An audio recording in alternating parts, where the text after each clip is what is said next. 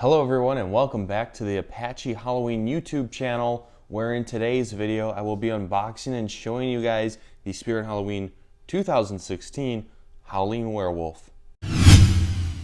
Alrighty, let's get into the unboxing. So here is his box. You know, it's a little beat up, but that's alright. It's about, 7 years old, nearing. This thing is pretty cool, pretty massive. And I love the soundtrack on him. I love his audio. That's the coolest part, I think, of this werewolf prop. So here's the inside. There's a bunch of stuff in here that we should start unpacking. So let's begin. So this looks like his clothing piece for basically him, his fur, I guess you could say. That's what that is. Next up, we see one of the big claws. This is plastic. This is all plastic. And then it has some fur on the back side of the hand, or claw, I should say, right there. Next, here are his legs. You see, he's got plastic legs as well. And then you have this metal pole with the foam on it. This can come off. It's just in there just for storage reasons. So there's one. I don't know if there's a left and a right. I'm not sure. But here's the other one, again with the foam on the inside. Next up here is the head. This thing is massive and pretty heavy. I think part of it's plastic, but this is like the latex material or the vinyl, I'm not too sure. But his mouth moves, his eyes light up. These ears are plastic, surprisingly. And here's the back. You see, it's a big plastic shell. There's a bunch of wires coming out. Very, very nice looking. Here is one of the arm poles right here, and the other one's still inside. The cool thing that he has is he has a tail. This is his tail right here. I'm not sure if it's posable or not, but it has like the little fork piece right there, and it's covered in the fur material. It feels like there's metal. It's a whole metal armature. Next, we have some of the mechanism. This is all coming out like kind of together here. Here is the main mech. You see, you have his side-to-side motion and then the up-down motion. The control box is right here as well. Here are his pants. He's a werewolf, I guess, so he was a human at one time. So here are his pants. Another piece of the armature. And then there's two more pieces of the armature in here as well. Here's the one, and here's the other right there. Oh, you just saw the instructions fall out. So there are those two. Running out of places to put this. His other claw, seems like this one is the glue's a little coming off, but look at that. You can see there is not just like nothing here. There's actually detail in the hands, and then they just put this over it. So that's pretty cool, I guess. Here is the last, or not the last, but the other arm pole. We also have his instructions in here, which is nice, considering I got this used, but very primitive to what we get nowadays. This is just one sheet of paper, black and white, and it's probably kind of hard to understand what's going on in it. This was also in there, an old step pad packaging piece. Probably had a step pad at one point, because I did not get this.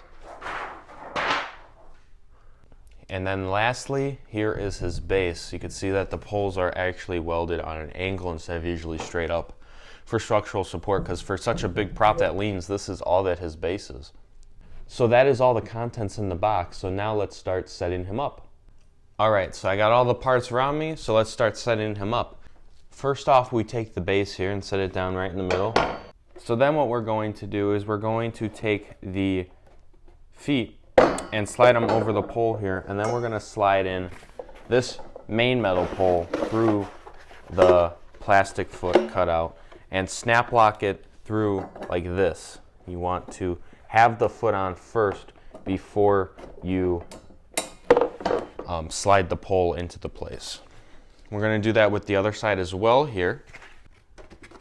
Slide the plastic through, or the metal through the plastic foot, and then snap lock the metal pole to the base. Now I'm going to put this to the side over here. And the next thing it tells us to do is we are going to take these metal armature pieces and we're going to put them together. So they're basically cut in half right down the middle. And we are going to put the two, make two sets basically. So how this works is there's these little hooks that you can see right here. And we're going to slide those hooks on to this metal cross bracing section like that. And then we're going to put the little other side pins onto the, just basically push them together here. So now you have one half of the main body, as you can see. Next we have the main control center area up here. So we're going to do the same thing as we did with the last one. Again, slide these hooks over and then place the pins together on the end here. We are now going to put these two main pieces together by just using the snap locks here. So just try to match it up. It's a little tricky since there's two, but then you just push the pins in and you should be able to push these two pieces together like that. So this is his main armature that shows his main body right here. So this is pretty interesting, the armature here, because normally you see like a human-like structure for a prop, even like a werewolf, but this one is like an actual animal dog type of a werewolf. So this is the armature for that. It's pretty interesting how it gets put together, and it's pretty cool. So I'm going to put this to the side here right now because we're going to go back to the base with the legs, and we are going to put the pants on him. So at first glance it might look like there's no front or back, but there is a front and a back. As we can see right here on the back, there's a little Velcro strip. Not sure what it's for. I'm assuming it's for the tail, but I'm assuming the tail pokes out right here. So we're going to slide these over the legs, and then we'll probably put the main armature on. Now we are going to put the armature on here. So one problem with mine, oh no it's not. So I've just come into a little problem with this prop here. Normally you have these snap lock pins, right? Well, sometimes they might get displaced. Now depending if it's got pushed up or down, it, I guess, signifies how easy or difficult it would be to get it back in place. So this one does not have the little push button there. It's out of place. So I'm going to take this screwdriver and I'm going to slowly push on this pin and try to wiggle it back into where it's supposed to go. As you can see, I was able to push it back in. Pretty simple there. So now we're going to take the armature piece and snap lock it onto the legs here. This is probably the scariest part.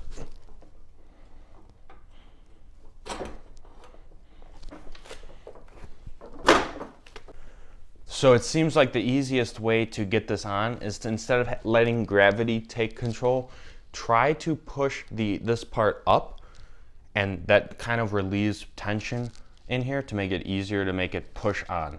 That's what it seemed like worked best for me. So now what we're going to do is we're going to take the tail piece here and we are going to find the little hooks, find the opening in the back of the pants, and we're going to slide through the little forks through the little armature here for it, just like that. And there's a little piece of Velcro here on the tail as well, it seems like, that just Velcro to the pants right there. Next up, we're going to take the head and mount it onto the metal neck piece right here, like that. And you can see finally it seems to start leveling out here. I would definitely put some weights on here because I just don't trust this little base, if I'm being totally honest. But now we're going to plug in all the plugs that are for the each specified wires here for the mouth and the eyes, and the sensor also sits right here in the nose. So you can now start to see just how big this thing is. It's very, It's starting to really actually take up the area here, and I'm struggling to get that all in the view. But now we are going to probably, let's see what the instructions say. It is telling me to take the adapter and run it through the body so I don't have to deal with that later. So I'm gonna drop it through the pants here and run it up the insides of the animatronic and just plug them in to the control box. And then I'm going to fish the wire or the cord through the pant leg here. And there we go. Now I'm going to take this fur coat piece and drape it over like this. This is probably one of the more complicated parts to his whole setup here. But it does say that the Velcro is the front and the padding here is the back. Now it says do not secure the coat yet, but to slide the arm poles through the respected sleeves here, and we're going to mount the hands basically to the body. Here's the other side here. I'm noticing that since this thing is a little old, the hot glue is starting to wear away. So probably before Halloween this year, I'm going to re-hot glue parts of the whole fur coat piece. And then last but not least, we're going to put the claws on, and they just slide into each arm pole like so. Very simple here. And you can really start to see him take shape. He's really, really massive. And now we just have to put all the Velcro on him, Velcro him up.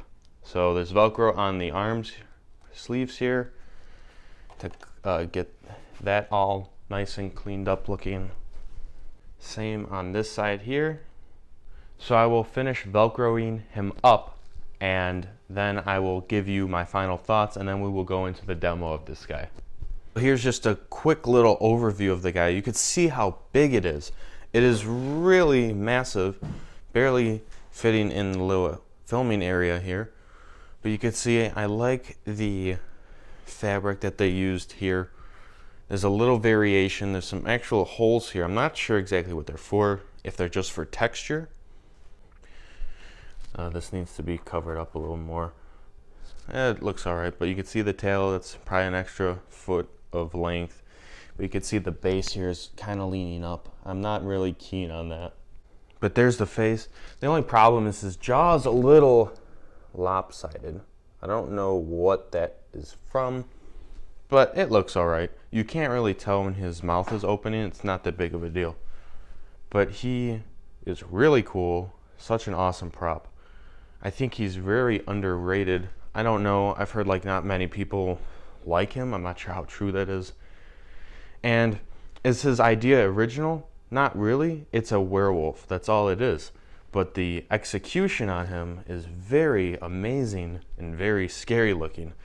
You know, the forearms are really just like on the base. I've seen some of those animatronics. They're kind of just mounted there. This one's actually leaning up and lurching back, which is really a cool and scary stance. And then you can just see how big it is.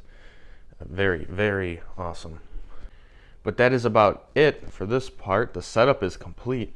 So now let's see him at work and in his demo.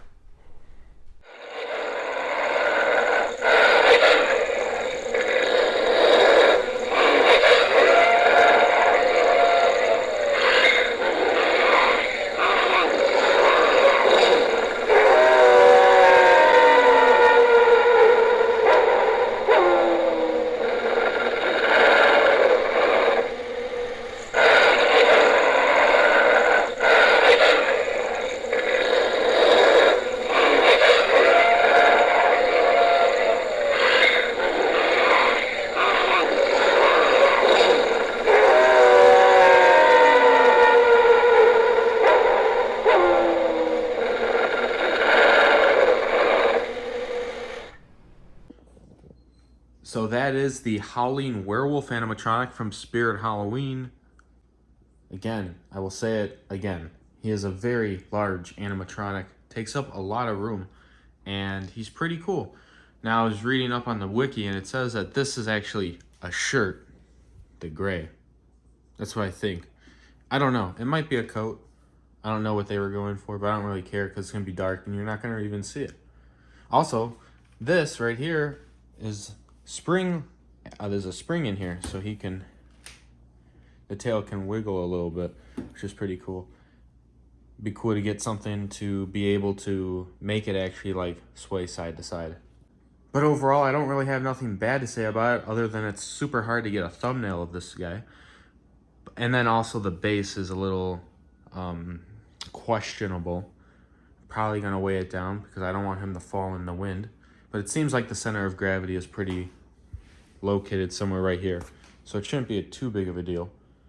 But that is all I really have to say about it. If you enjoyed this video, please consider liking and subscribing. It would help me out. And tell me what you think about him. I think he's pretty cool. But that is about the end of this video. I want to thank you all for watching, and I will see you all in the next one.